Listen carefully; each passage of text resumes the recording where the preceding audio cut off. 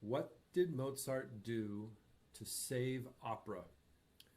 Well, first, he raised the literary standards and insisted on finding poets who would write poems worthy of musical setting.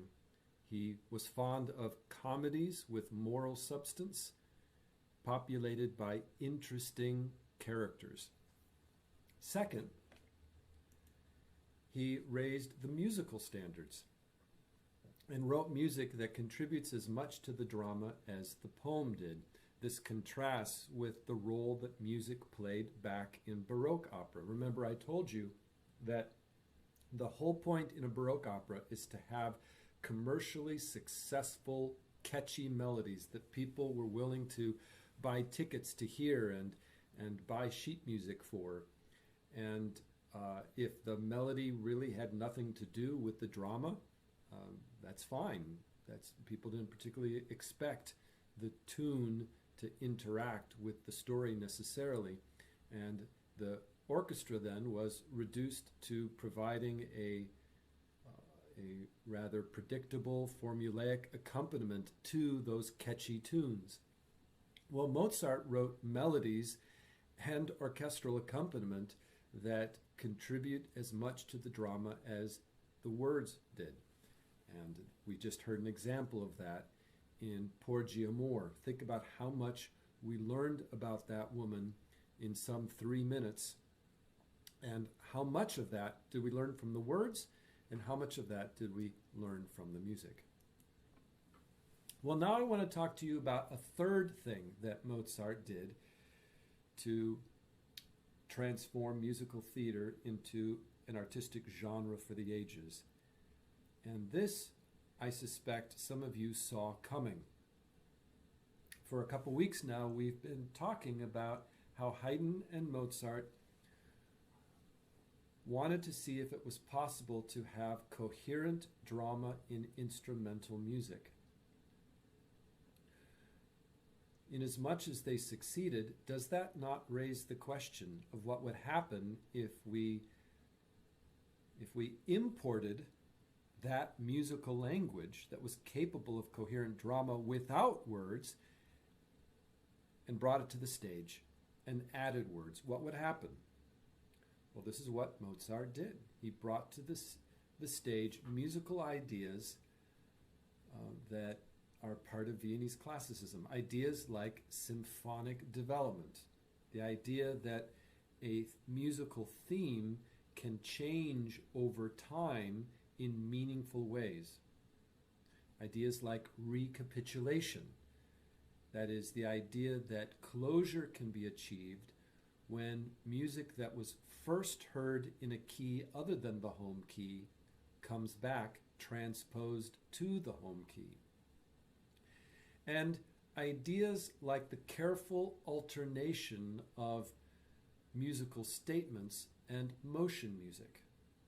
In a symphony, we would call this the alternation between themes and transition. Or, to put it even more plain, the alternation between music that dwells somewhere and music that goes somewhere.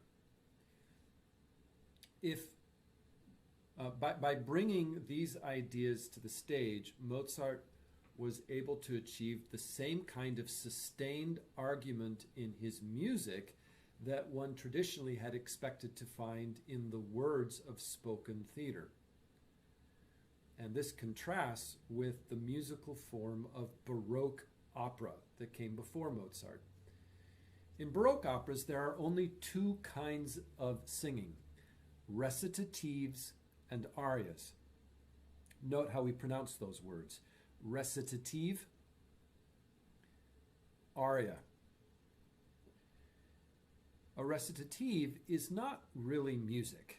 It is singing in that the actor sustains pitches with his voice, but there's not a steady beat, and there's really no melody, there's no tune, and there's no musical form in that there's no musical repetition or musical parallelism.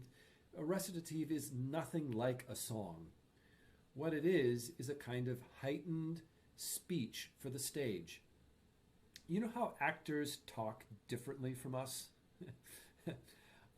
It's not something we're typically conscious of, but the next time you're at a play or watching a movie, think objectively about how they're talking. They're projecting their voices, and they're using a very careful diction.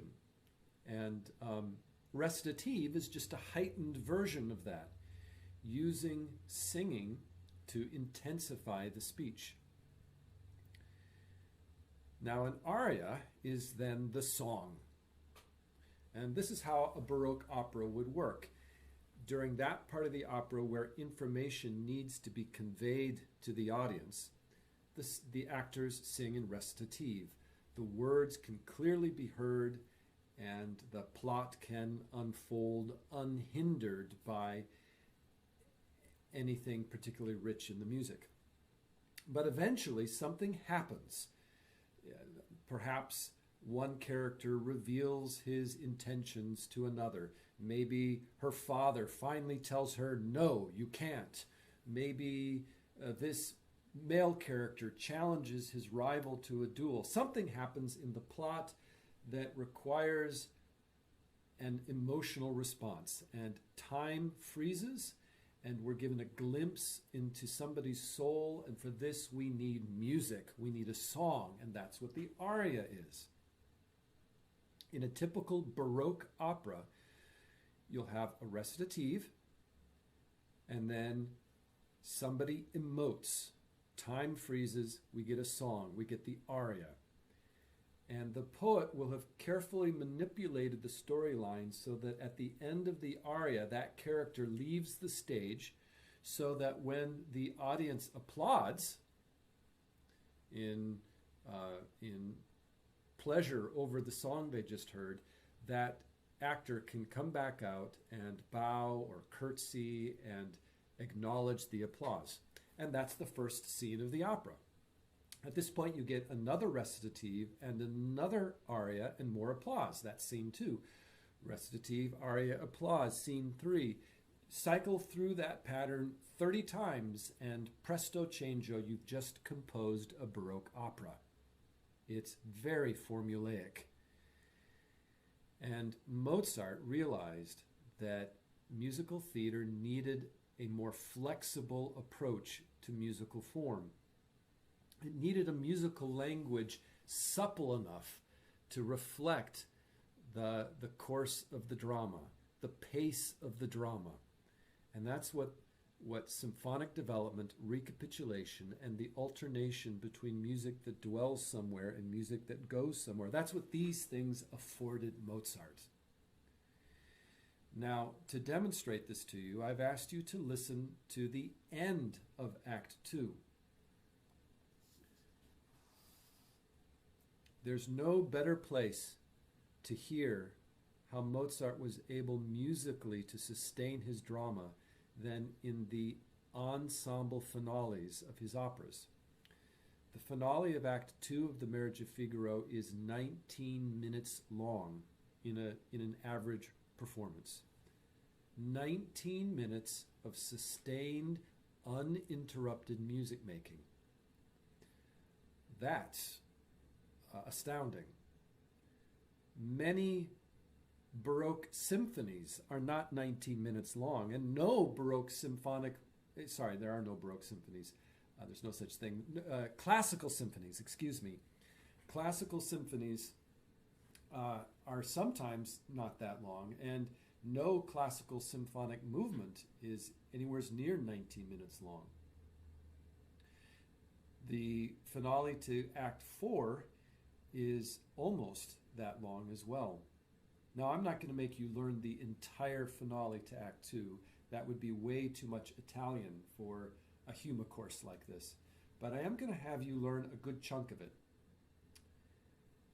And at this point, you're going to have to know more of the story. So if you have the big handout for this class, you'll notice on page 2 a gray box which contains a summary of the story of The Marriage of Figaro, which I wrote to include only those plot elements that are absolutely necessary if you are going to understand the half dozen or so excerpts that you're learning for Civ Arts. I've condensed it to the bare minimum. I've left out entire characters and entire plot elements. But here's the basic idea. The story unfolds in a single day, 4 acts, morning, midday, evening, and night. It follows the Aristotelian unities, if you know what those are. If you don't worry about it. It's set in the palace of the Count Almaviva outside Seville in the early 1700s. And Count Almaviva has a servant named Figaro. And the Count has been married 3 or 4 years, as I said, and his wife, the Countess, has a chief female servant named Susanna. And they have been lucky enough to have Figaro court Susanna successfully. So this is a pretty good deal for the Count. His principal servants are going to marry, and this will bring considerable stability to his household. But the Count is such a wicked man that he throws all that in jeopardy. He decides to use his feudal right to take Susanna's virginity on this, her wedding night. You know what this is all about if you've ever seen that movie from the 1990s called Braveheart. I'm not recommending the movie, but if you've seen it, you know this idea that people had that feudal lords could do this. Take any woman in their realm on her wedding night before the groom did. Now, historians today tell us that there's no evidence that there ever was such a practice. But during the 1700s, during the Enlightenment, people thought it had been a practice. And as such, it became an important plot element in a number of stories. Well, the Count seeks to break down Susanna's resistance by saying that he will marry them only, that he will marry Susanna and Figaro only if she'll cooperate. Remember, this is the age of absolutism, and the feudal lord is the magistrate. He's the one who marries people, especially the servants in his household. So if he objects, then Susanna and Figaro can't get married. Now, at a certain point in Act 1, while the Count is bullying Susanna, he's overheard by Cherubino. Now, Cherubino is a page. Pages were essentially apprentices in the feudal system. A page was the son of a feudal lord who, say when he was a young teenager, 12, 13 years old, would go and spend some time in another feudal household learning the ways of the aristocracy. This is Cherubino. He's an example of what we call a trousers role, in that the actor is supposed to be a woman wearing pants to emphasize his youth. Cherubino is just old enough to have discovered love, or perhaps lust. You'll have to decide for yourself what passion has taken hold of Cherubino's breast. But he's young enough that his voice hasn't changed much, and he still looks very youthful. Well, Cherubino is one of the great comic characters of Western theater. In every one of the 4 acts, he shows up at the wrong place at the wrong time to great awkward and comic effect. Women tend to find him very cute. Men in the audience tend to find it all rather painful. If you've ever, if you remember what it was like to be 12 years old, you can sympathize with Cherubino. But here we are in Act 1, and he has he was hiding behind a chair, and he overhears the Count pressuring Susanna to have his way with her, and he gets discovered, and the Count realizes he has to get rid of Cherubino before Cherubino blabs and causes a scandal.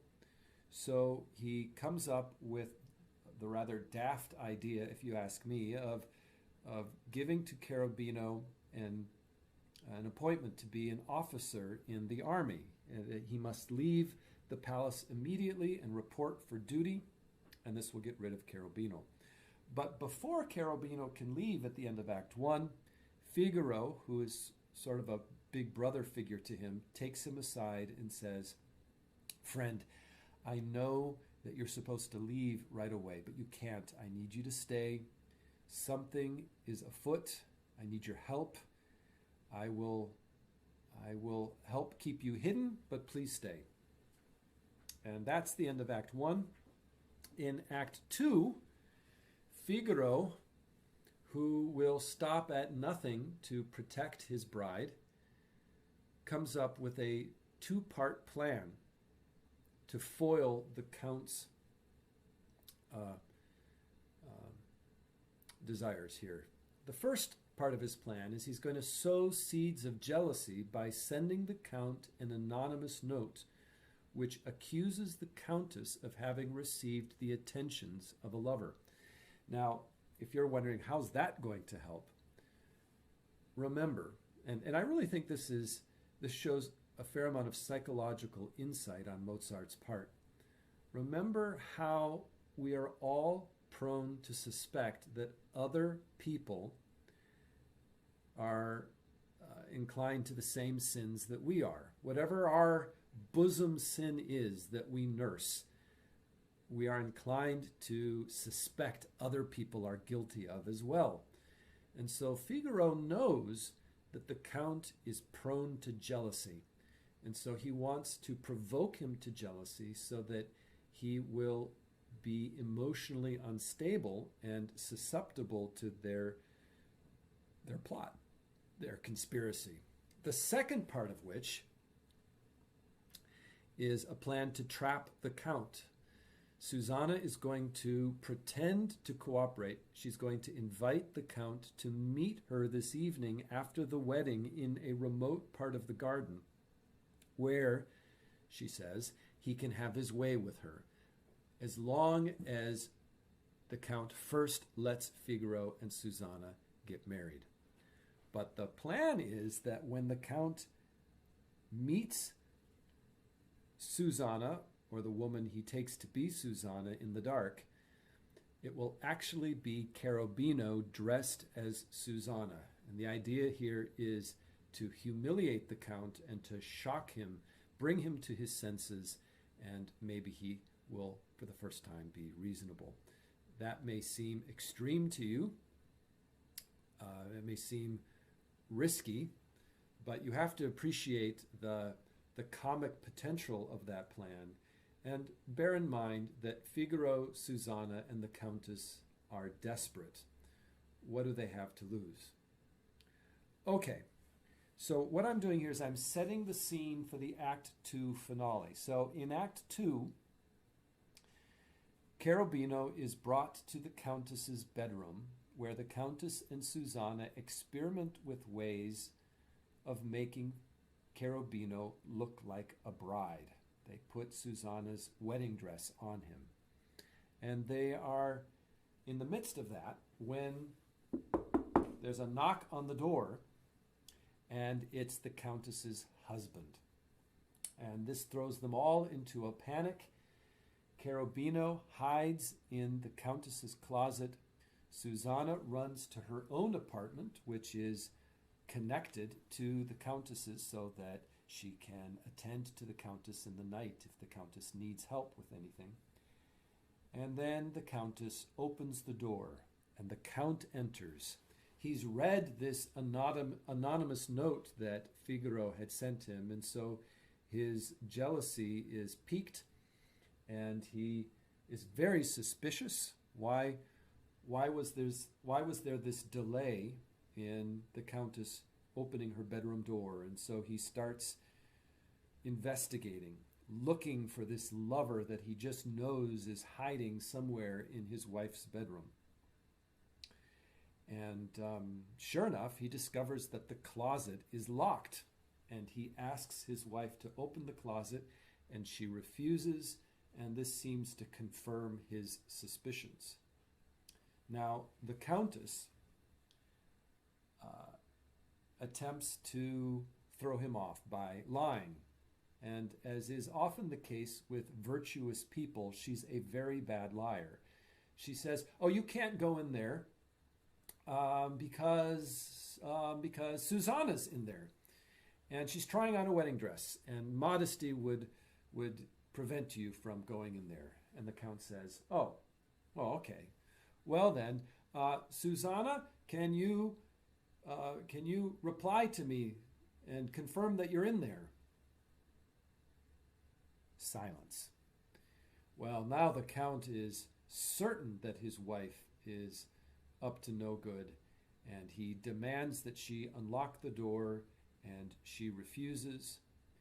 And so he decides to go and get tools to force the lock. And he takes his wife with him so that she can't get into further mischief.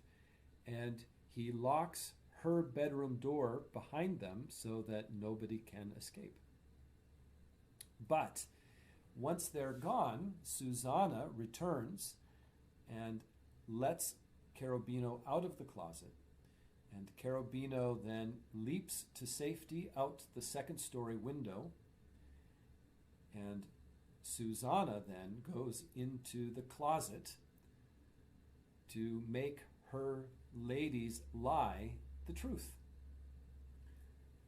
Okay, at this point, I would like to play for you a little bit of the recitative that precedes the Act 2 finale, so that you can hear what a recitative sounds like.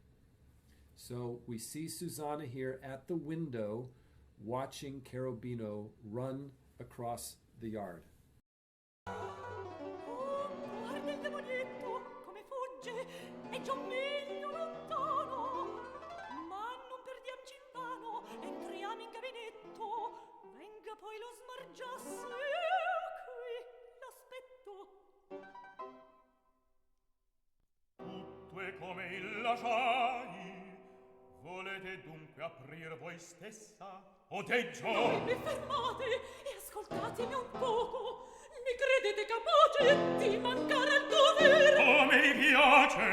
Entro quel gabinetto, chi è chiuso vedrò. Sì, lo vedrete, ma uditemi tranquillo. Non è dunque Susanna? No. Oh, the Countess is a terrible liar. When she said, "Yes, you will find him," she let slip the masculine pronoun in Italian. So she inadvertently admitted that there's a man in her closet. And at this point, the Count figures out that it's not just any old man in his wife's closet, but it's that page, which is so humiliating. If his wife is going to cheat on him, at least she could cheat on him with a man and not a mere teenager.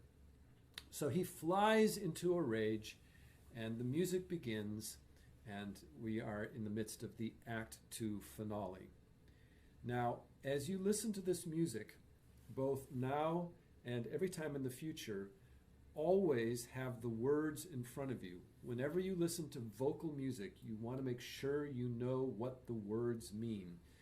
I know this is a bit of a challenge when it's in a foreign language and it's in a style of singing that perhaps you haven't had a lot of experience with, but as you learn the music more, you will have you'll be able to keep track of what basically is being said at any given point, and that's necessary if you're going to follow the drama. So, the Count sings, "Escio mai garzon malnato, schiagurato non tardar." Come out of there, you worthless boy. And the music begins to modulate. Now you'll notice up on the screen here of the video, I've put keys down. We begin in E flat major, and then we modulate to B flat major. Again, as earlier in this class, you do not need to learn what keys the music is in, but I need to be able to label keys in class to teach you what I'm trying to teach you, because I do want you to hear what it's like when keys change. So we begin in E flat major, and then we change keys just like in a sonata allegro exposition. And the Countess tries to buy time. She tries to stall. She says, "I swear to heaven that every suspicion and the state in which you find him, his collar open, his chest exposed," with every word she utters, she makes it worse.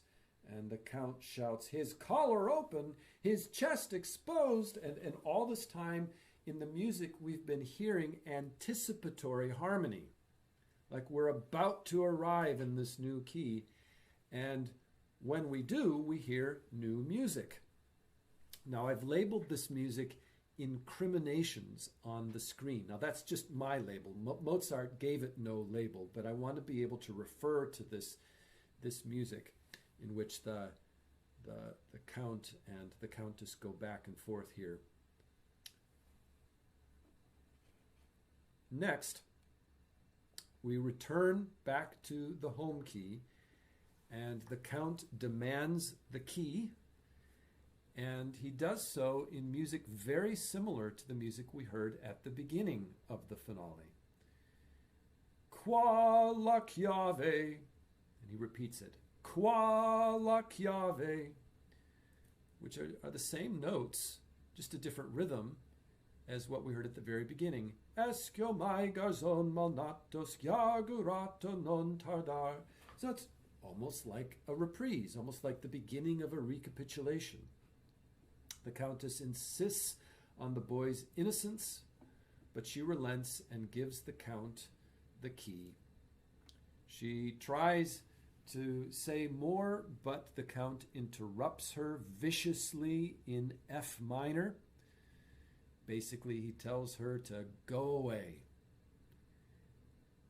And she again submits. She says, "I'm going, yes, but..." And one last time, with perfect dignity, she insists on her innocence. And as if this were the straw to break the camel's back, the Count erupts. "I read it in your face. He dies, and then no longer will be the cause of my aggravation."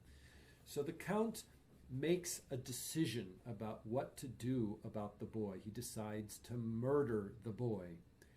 And musically, Mozart reinforces that sense of progression in the plot as the Count decides what to do by having music that we first heard in a key other than the home key, this incriminations music that we first heard in B flat major, return here at the point of decision in the home key, transposed to E flat major.